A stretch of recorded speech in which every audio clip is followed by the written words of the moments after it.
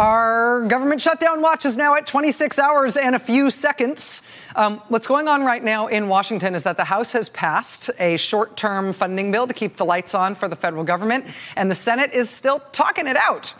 There continue to be discussions between the two sides. The Democrats essentially have the cards here. Republicans need some Democrats to cross over and vote for this thing if they're going to keep the lights on. Democrats say, among other things, that the Dreamers need to be taken care of in order for them to do that.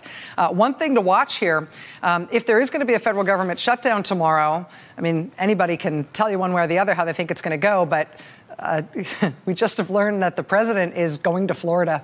He's going to Mar-a-Lago tomorrow. So apparently he's not that concerned. And we also believe that the vice president, Mike Pence, is leaving tomorrow to go to the Middle East. So that probably means he's not that concerned. It also implies that they're not thinking they're going to need Mike Pence to be an extra vote in case of a tiebreaker in the United States Senate. So, depends on if this stuff keeps you up at night, I guess. Depends on whether or not this stuff worries you. But the president is planning on going back to his Florida club.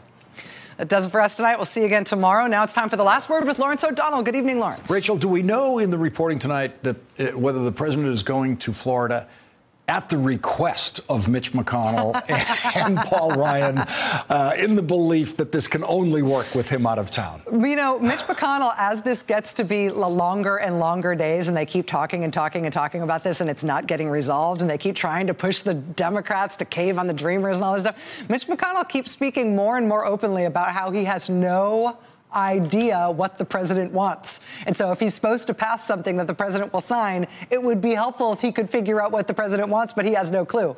And of course, the president doesn't understand the significance of the majority leader saying that. It is one fact is no Republican leader in history has ever stood on the Senate floor and said, I don't know what the Republican president wants.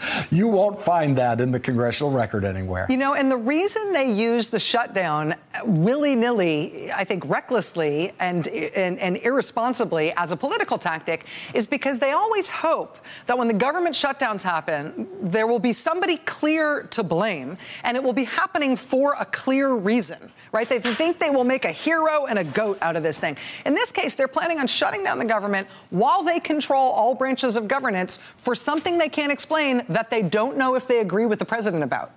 And they will make history doing that. We've never had the one-party control model end up with a government shutdown. Not this for will be a full the first shutdown. time. That's right. Thanks, my friend. Thank you, Rachel. Appreciate it.